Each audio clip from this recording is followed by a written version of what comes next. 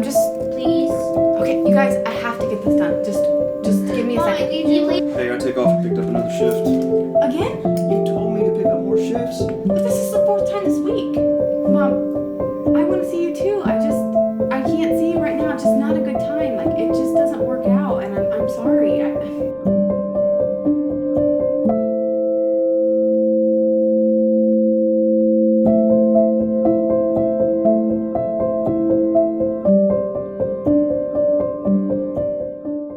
Well, we are continuing in our series, Detours, these unplanned, unwelcomed, unexpected things that show up in our lives and they wreak havoc. And it's interesting, as we started out this series, we said that they're unexpected, but they really shouldn't be unexpected. In fact, we began by saying that we should actually expect the unexpected reality of detours. Who are we to say where we will go on any given day? Who are we to say this is our exact plan and the Lord has to honor it? In fact, we said we plan, but the Lord directs our steps. And we've been talking about how these detours can be minor things. They can be the traffic jam. They can be the lost keys as you get ready to leave the house. They can be the pesky bike in your parking spot in the garage when you get home. You know what I'm talking about. Or they can be really big, significant things. They can be the miscarriage. They can be the illness or the sickness. They can be the job loss. And in all of these things, we've said, how do we come to a place where we understand as Christians, as Christ followers, what is it that we should do when we experience detours? Now, I want to pause for a second before I say much more. And I recognize that there is a tension that many of you are feeling as you engage church each and every weekend. For some of you, when we start talking about detours and we start talking about the unexpected things in our lives, you immediately just filter it through this giant detour that we're all going through called COVID. And I get it, because that's where we're living. And for some of you, that's a good thing, because you want to engage church through the lens of COVID and you want to process all of this stuff through COVID that you're feeling and thinking about it. Others of you, you're kind of frustrated with that. Like, you're thinking, I want to come to church, I want to hear a message, I want to engage in spiritual things without having to think about COVID. And I get it. I'm feeling the same way, and I'm trying to walk that line in my own life. But our intent in this series is to say, yeah, we're all in a giant detour.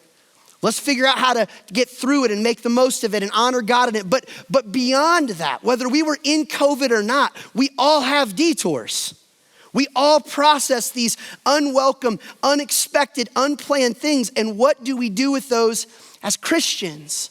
And so I'm just asking that you hang with us for a few more weeks in this series as we work through this, and then we'll move to another series that maybe won't bring up in the forefront of your mind COVID every single time. But with that, let's really make sure that we understand the biblical worldview of detours regardless of COVID. So when we started this series, we said, here's what we need to do when detours show up in our life, no matter what kind they are. We said we need to embrace it. We need to embrace it. And what does it ultimately mean to embrace it? I want to remind you something that we said in week 1. We said we will embrace a detour in this way when the detour is leveraged for spiritual growth in God's glory. When we look at the detour and we say, 2 things are gonna happen with it. I'm gonna look more like Jesus because I'm not being destroyed in the detour, I'm being developed in the detour. And then beyond that, if God's gonna get glory as I go through it and I look more like him, then it's worth it. And so I'll embrace it, I will grow. And so we've been saying, okay, what keeps us from embracing it? What are the things that show up in these detours that make it hard to really leverage it for growth and for God's glory? And we said, well, one of the things that happens in detours is there's loss. We experience the pain of losing something, and how do we get through that? And then we talked about another byproduct of detours, anxiety and this idea of, man, I don't have control, and so what do I do? And so we've worked through those, and if you've missed those, as always, go to our app or our website and catch up with those. I want to move to another byproduct of dealing with detours this weekend, and I think it's appropriate, given that it's Mother's Day, to think about how detours affect relationships. I remember I had graduated college. I had got my first what I would call grown-up job in the city of Columbus, and I had been working at this office in a lab for several months. And one particular day I was in the lab working, and I could sense that I was being short with people. And I could sense that I was being impatient and probably more rude and just not really engaging people the same way. And finally, one of my friends, probably my best friend that I worked with there, she looked at me and she said, who spit in your Fruit Loops this morning? But she didn't say spit. Some of you know what she really said, but she said, who spit in your Fruit Loops this morning? I said, what are you talking about, Heather?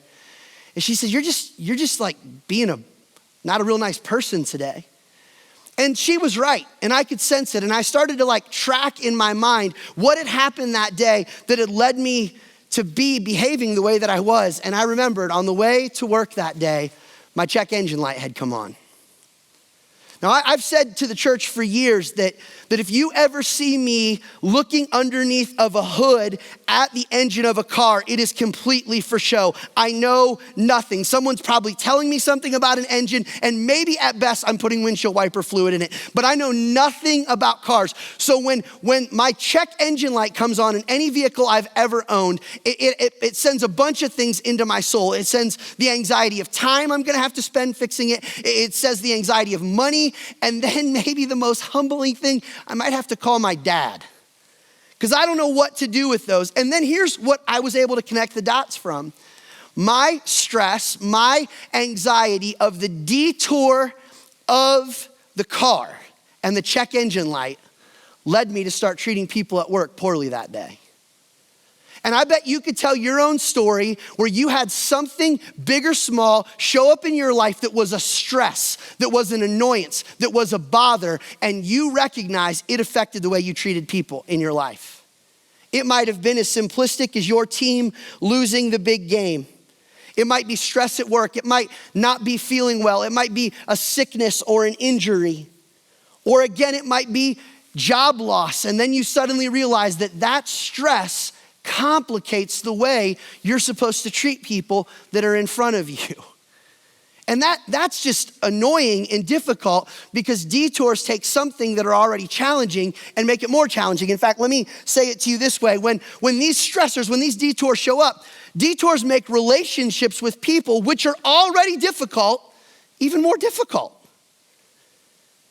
It was hard to work with people and get along and deal with people and their differences and their different values and their different expectations and their different religious beliefs and their different upbringing, their different political thoughts and their past and all of that was already hard. Then I added a stressor.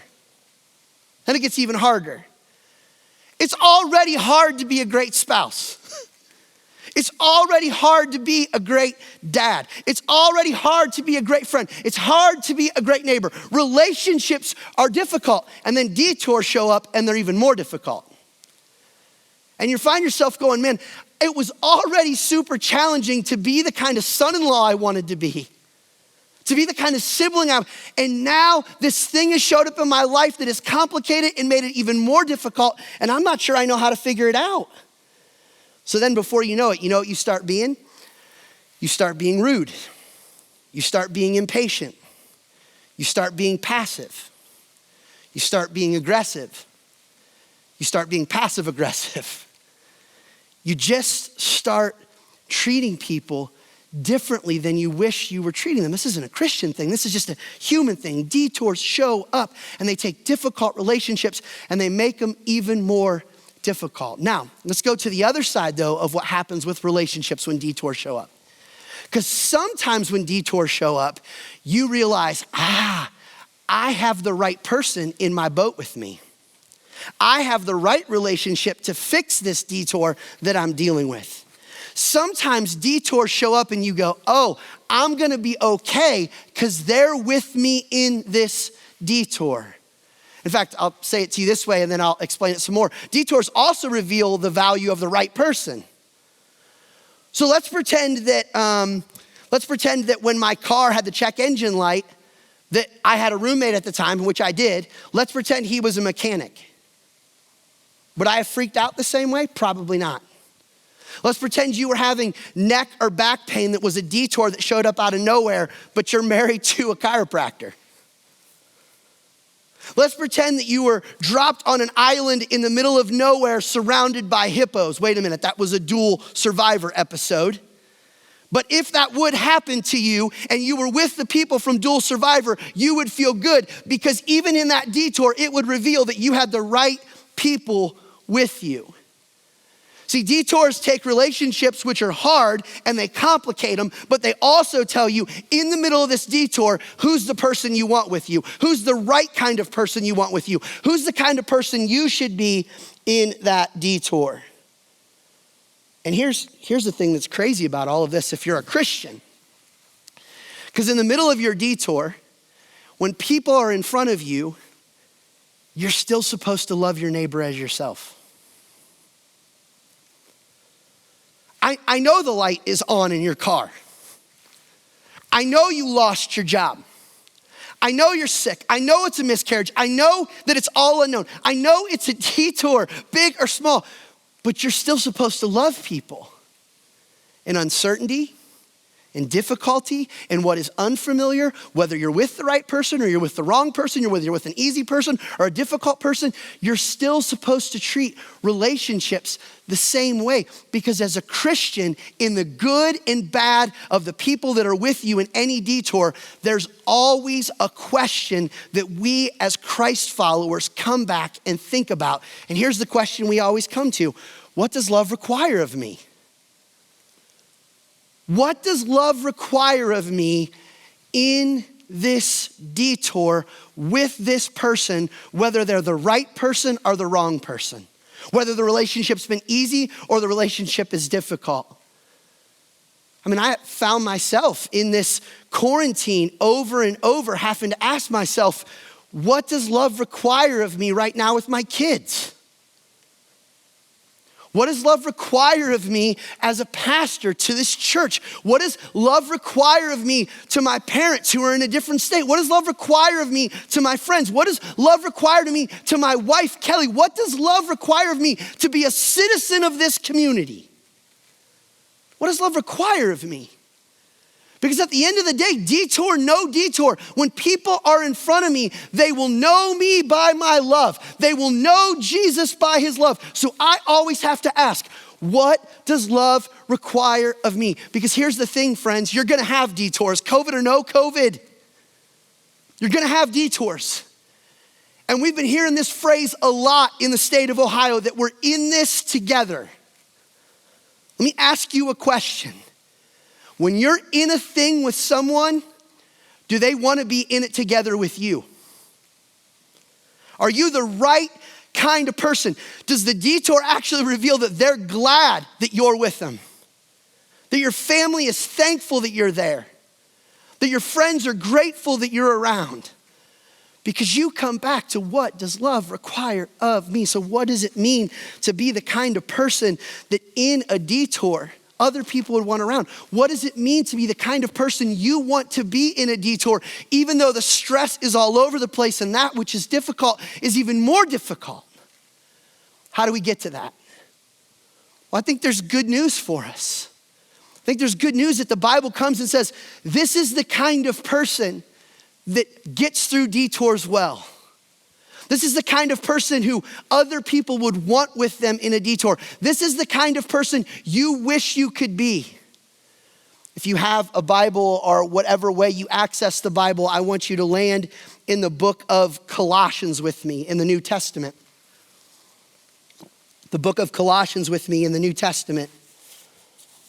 And as we try to be in whatever detour we all might be facing together, either presently or in the future, and we think about, what does love require of me and how do I become the right person? We hear the words of this man, Paul, who's writing to a church that's processing, where does the spirit and the body meet together to live a life of love for Jesus? And he starts the verses before we're gonna land by setting the stage that you've become a Christian, that you have now been raised with Christ. And so you don't think about the things you used to think about anymore, but you think about a different set of things. So in Colossians chapter 3, this man who wanted to get rid of Christians comes back and says some things to Christians here that are incredibly relevant about this idea of relationships in a detour and out of a detour. How do we do relationships when we're in it together? And here's how he starts in Colossians chapter 3, therefore. And as always, what's the therefore? Well, he said, okay, in the beginning of the chapter, you're a Christian. And then in the next few verses, right before these verses, he says, as a Christian, put off or don't wear or don't behave. And then he gives these attitudes and behaviors that are ugly.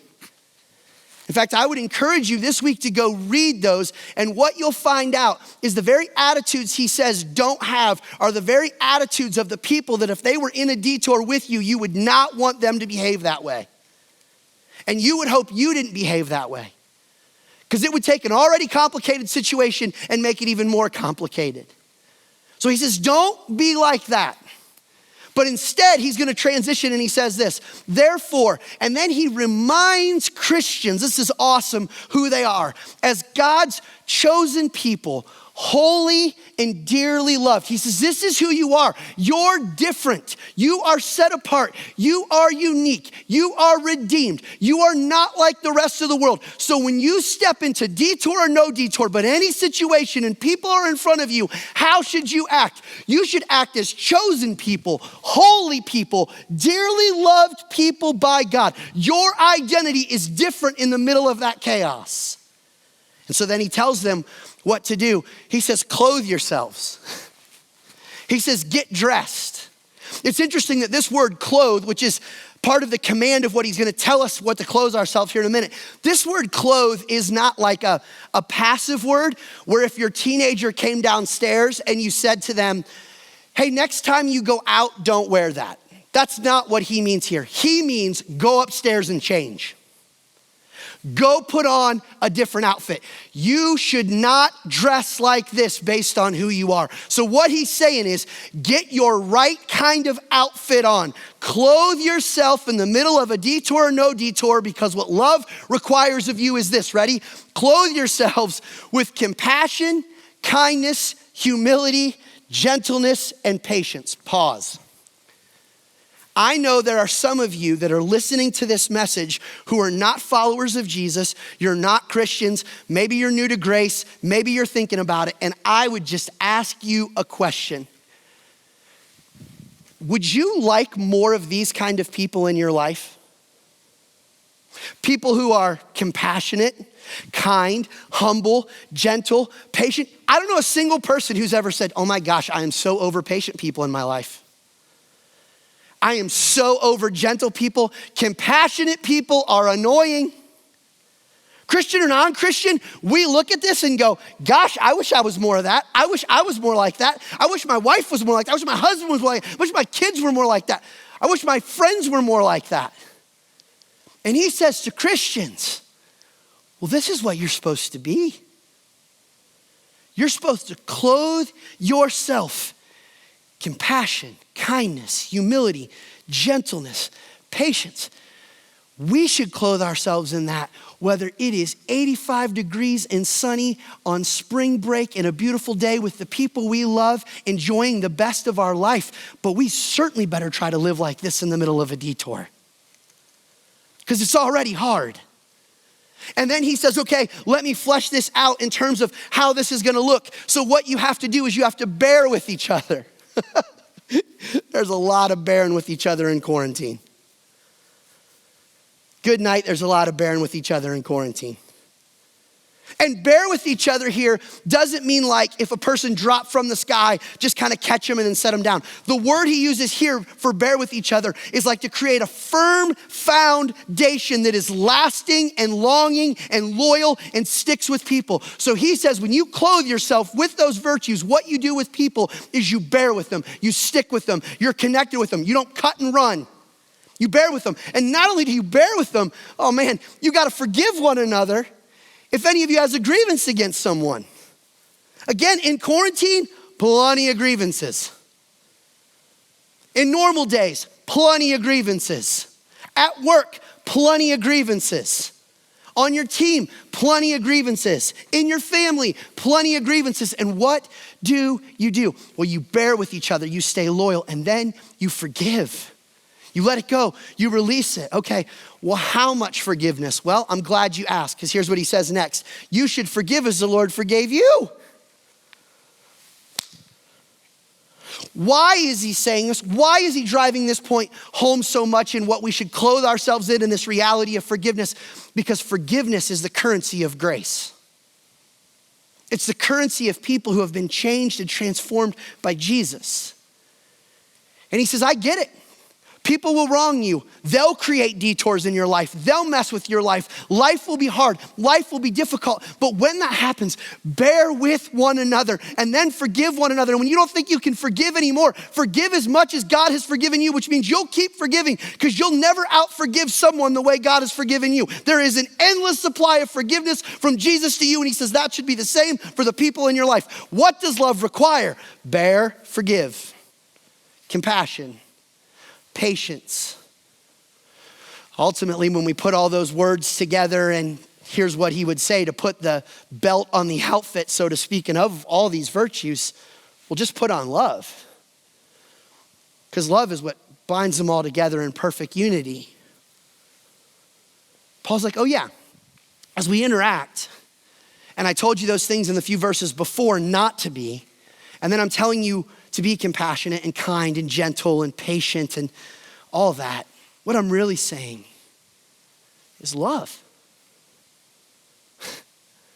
What does love require of me? It requires love. What does love look like? It looks like compassion. It looks like kindness. It looks like gentleness. It looks like bearing. It looks like forgiveness.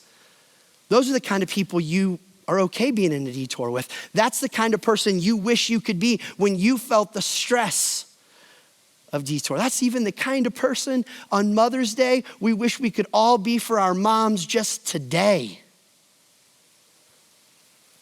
If we were gonna back this out as Christians and say, okay, what does it mean to relate certainly in the detour, but beyond the detour, what is he really driving at, the author here? What is Paul trying to get us to think about in terms of loving and clothing ourselves well? Well, I want to give it to you maybe in a unique way to think about it, but here's the way that I want you to think about relating to people in detour and relating to people in moments of challenge. Ready? Be the Christian you wish other Christians would be. If you're a Christian, be the Christian in the middle of detour that you wish other Christians would be. If you're not a Christian, just say, you know what I wish? I wish I had those Christian virtues that Christians are supposed to have. Man, we are so good. So good. Keith is so good at this. I am so good at judging other people on their actions and judging myself on my intentions. I'm so good at that. Judging other people based on what they do and judging myself on what I plan to do. And so what I do is I criticize or I critique or I judge other people or I judge other Christians for not being Christian enough or not behaving the way that they ought to behave. Instead of looking in the mirror and saying, no, Keith, are you the Christian that you hold other people to be the standard of Christian they're supposed to be? I know they weren't patient. Are you patient? Are you compassionate? Are you gentle? Do you put on love?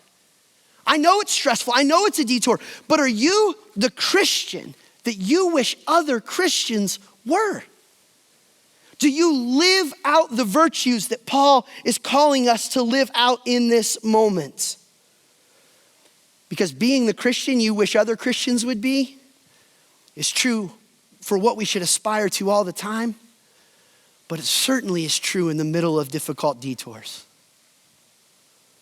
Because when we're the Christian that we really want to be, we'll love God and we'll love people. And that'll make us in it together the right kind of person. That'll make us deal with a difficult situation and maybe not make it so difficult on the people that are in it with us or on ourselves. I chuckled with the Lord praying about this message this week because Man, the last week I have been so bad about this. I have had to so many times go to Kelly or my kids and say, sorry. I need your forgiveness.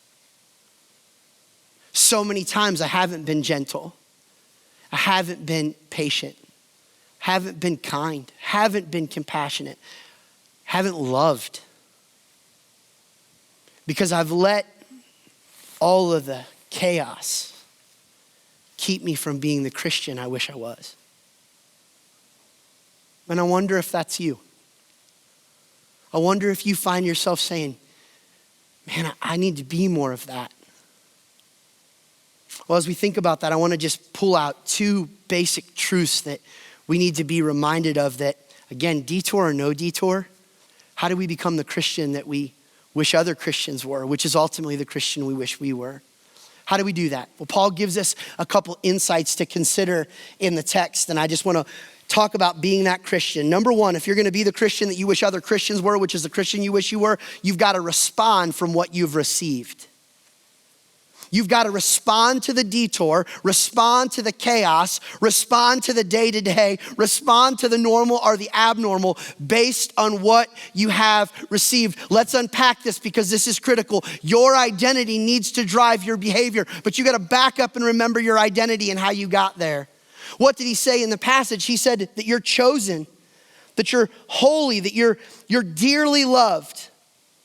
Well, all of those titles that have showed up in your life, how did they get there? They didn't get there because of anything you did. You didn't behave your way into them. You didn't good your way to them. You didn't earn them. God freely gave those to you through his son. He saw you. He chased you. He wooed you. He died for you. He rescued you. He redeemed you. He empowered you. He equipped you. He did all of that. He freely gave all of that to you so that you could be holy and loved and made right with God. He made you the Christian. He is the one who saved you. And our entire life is response to what we have received, not to what we have achieved. This is where we talk about grace-driven obedience, not duty-driven obedience. How is it that I would be compassionate? How is it that I would be loving? How is it that I would be kind? Not so God would love me, but because God already loves me. Imagine with me that you're driving along the road and you're speeding, like you're flying past the speed limit, and the officer pulls you over. Do you know why I pulled you over? Yes, I was speeding, sir. How fast were you going? I was going 95. How fast is it? It's a 35. Do you see that that's wrong? Yes, it's wrong. And then the officer says, you know what? I'm gonna let you go. I'm gonna give you mercy. And then the officer says, hey, I'm not just gonna let you go. But he says, just stay right here. And he goes back to his car and he brings you a Starbucks. He hands it to you. And then he says, oh, and here's a gift card. You have a family? Take your family out to Outback. And he says, you know what? When you run into people later today, just encourage them. You have a great day. Enjoy that coffee. Enjoy the Outback. I'll see you.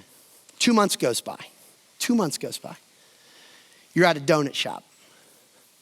It's just funny, cops at a donut. You're at a donut shop and you run into that police officer. I don't think there's a single person who thinks, oh my gosh, it's gonna be so hard to go say hi to them. Every single person goes, I can't wait to say hi to them. In fact, many of you right now are thinking, gosh, if that was me and I saw them at the donut shop, I'd probably buy their coffee and donut. I'd probably want to be generous and pay it back. You know why? Because you wouldn't be responding out of have to, you'd be responding out of get to. You'd be responding out of how could I not? How is it in the middle of chaos that you love?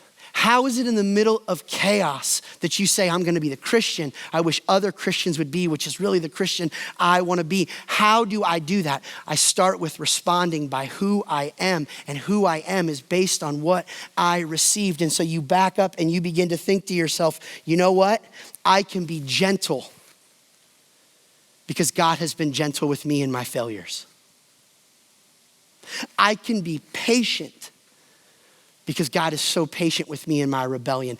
I can forgive because I know what I have received for my guilt of my things that I have done wrong against God. I can be kind because God has been so kind to me through his word and his spirit.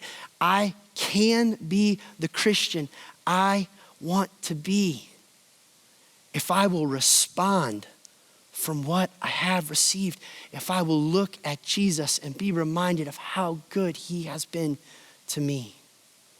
Not that I would muscle up on my own strength, but that I would look at what he has given me, and from there I would say, how could I not thank him? How could I not give back? How could I not live the way he's invited me to live?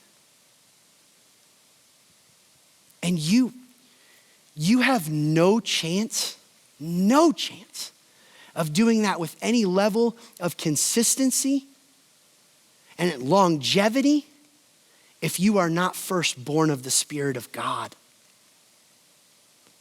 It is very hard to respond from what you've received if you've never received it.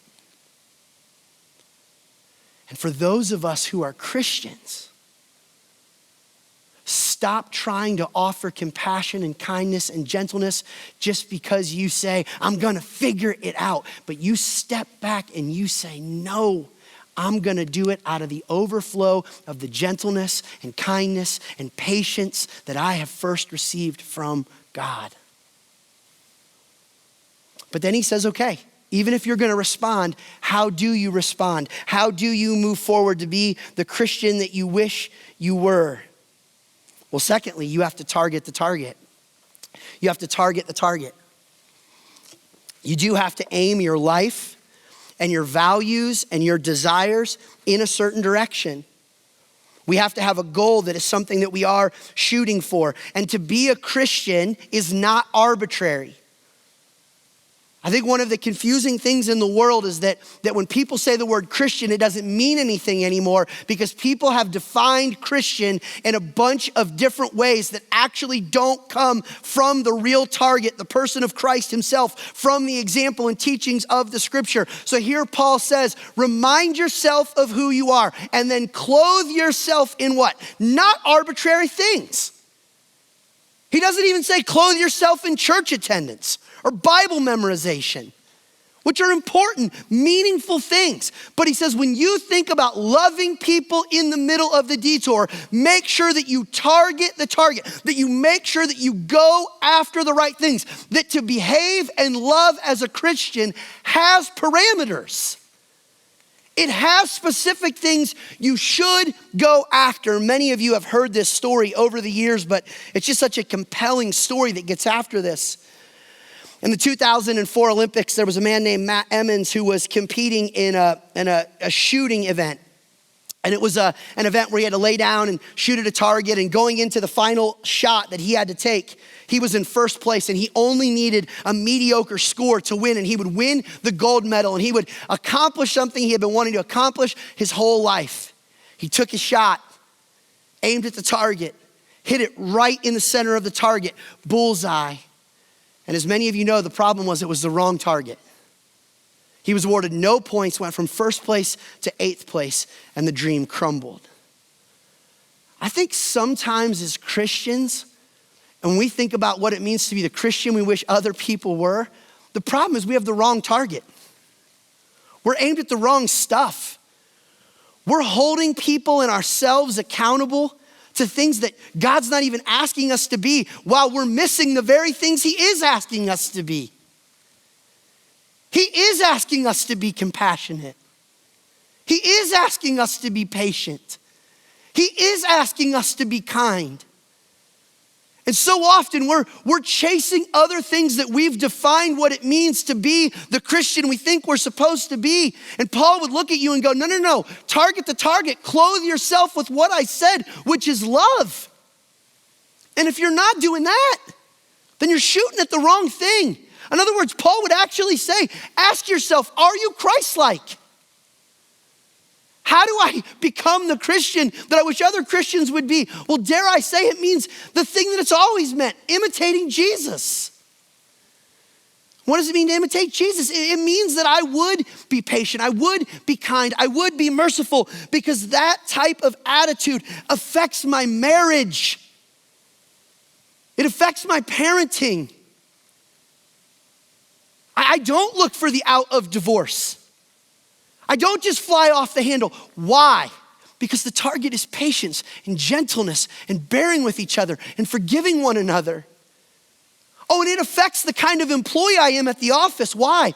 Because it means I'm humble. And it means I serve, because the target is that kind of person. It affects the way I neighbor. Whether neighbor means being a civilian in society or literally the people next to me, it means, again, I would be compassionate and merciful and loving. Why? Because that's the target, and I am gonna aim for those things, but I'm not gonna aim for them out of my own strength, but I'm gonna get the strength to do them because of what Jesus has first done in me. How do I become the Christian that I wish other Christians were, which is the Christian I wish I was? Well, the first thing I do is I look at Jesus and I say, thank you for all that you have done, and I'll respond from what I have been freely given, and then I will aim to clothe myself in the right things. You know, as I think about the action step for this, what I want you to do this week is to do something that might be challenging, that's gonna require humility. It may even require some apologies in the process. But I want you to do this. I want you to go to 3 people and ask 3 people in your life, how can I be more Christian to you? How can I be more Christian to you? How can I clothe myself in the things that I'm supposed to wear?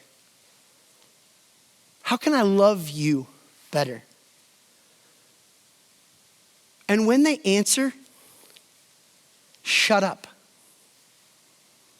Don't argue, don't fight, don't defend, but to say, I want to be the Christian I wish I was. And I know that by the power of the Spirit of God, I can be, and I'm going to aim at that, and I want it to be personal to you. So how can I be more Christian to you? Maybe it's your spouse, maybe it's your kids, maybe it's your roommate, maybe it's your friend, maybe it's your parents, but I want you to ask. And then I want you to listen, and I want you to say, what does love require of me in this moment to be that kind of person? I've hinted at this multiple times, but I really think the beginning of this is actually falling in love with Jesus all over again. Being a Christian is about imitating Christ. It's about staring and adoring Jesus. So many of us start with Jesus for salvation and then put him on the sidelines for the sanctification and growth that we're supposed to have in our lives. And we can't love the way that we wish we could love. We can't be the people that we wish we could be because we're trying to do it without keeping our eyes fixed upon Christ. Leaning in and looking at and adoring the author and perfecter of our faith and saying, Jesus, it's you that's my example. It's you that is the target. It's you that I've received from. And I need you to change my heart to be the kind of person I ultimately want to be, detour or no detour. God, I don't want people to want me in the room with them because of my pragmatism. I want people to want me in the room with them because of the personal faith and trust that I have in you and the way that you've changed me. I don't want people to want me in the room for my skills. I want people to want me in the room for the spirit that I have from you. And to do that, we have to fall in love with Jesus. In fact, maybe the most important thing I could say about becoming the Christian you wish you could become, actually living out in actions the way you wish you could live, is to come back to this reality that a heart for Christ is the key to the habits of a Christian. I will never love people in a Christ-like manner until I continue to be more in love with Christ. I gotta stare at him. I gotta focus at him. I gotta understand him. I gotta walk with him. I gotta talk with him. I gotta let him be everything to me, because I don't have a chance of loving people well on my best day, let alone in a detour, unless Christ is the one I am first in love with. So if I'm gonna get the habits of gentleness and kindness and patience and humility, and I'm gonna bear and I'm gonna forgive and I'm gonna love, I'm gonna first have to make sure that my heart is just bleeding for Jesus, because until Jesus overflows out of me, other people will not get wet with his mercy. So I gotta run to him first. Some of us can hear this and go, I'm just gonna go be more compassionate. That'll work for a day. It'll work for a week. It won't work for your life. And it doesn't work until you fall more and more in love with Jesus. In 2007, it was certainly arguable, but I would think most people would have agreed that the best basketball player on the planet was Kobe Bryant. And I remember hearing the story one time that Kobe was gonna be doing this private training, and there was this coach that wanted to watch him train. And he was super excited. He was like, okay, best player on the planet. What's his training gonna be like? How creative is he gonna be? What's the innovation of his practice gonna be look like? And so he sat there and he said, for the first 40 minutes of the practice, Kobe did some of the most basic, fundamental footwork drills. And the guy said, I was watching it and I was bored. And I thought, come on, he's the best player in the world. And then he did for about an hour and a half. He finished his drills and he came over. He said, Kobe, you're the best player in the world, man. What is up with these basic things? And Kobe looked back at him. He said, why do you think I'm the best player in the world? And he said, it's because I've never fallen out of love with the basics. Christian, the key to your Christian life and your ability to love your neighbor as yourself is the basic truth it's the same basic truth as when you first became a Christian. It's that you have to continue yourself to fall more in love with God based on the fact that he first loved you. And when that basic is drilled down into your soul about the way he feels about you, then you can't help but love your neighbor as yourself. I've heard it said that in the middle of difficult times, we don't rise to the occasion. We rise to our training. The best training I can give you to be the Christian you wish you were, or to be the Christian that you say other people should be that are Christians, the best training I can give you is to keep falling more in love with Jesus. And when the detour shows up, or the normalcy shows up, or whatever it is, and people are in front of you, you will love from the love that has been poured into you. We want to fix our eyes on Jesus now as we sing, as we worship, because we know it's him and his work and his love that changes us to be able to love people well. Let's pray together. Father God, I am so thankful that you have loved each of us so much that you would send your son to seek us, to rescue us, to die for us, to raise on our behalf, to draw us to yourself. And God, I pray that we would realize that if we want to love people well, detour or no detour, the secret to that is to fall more in love with you.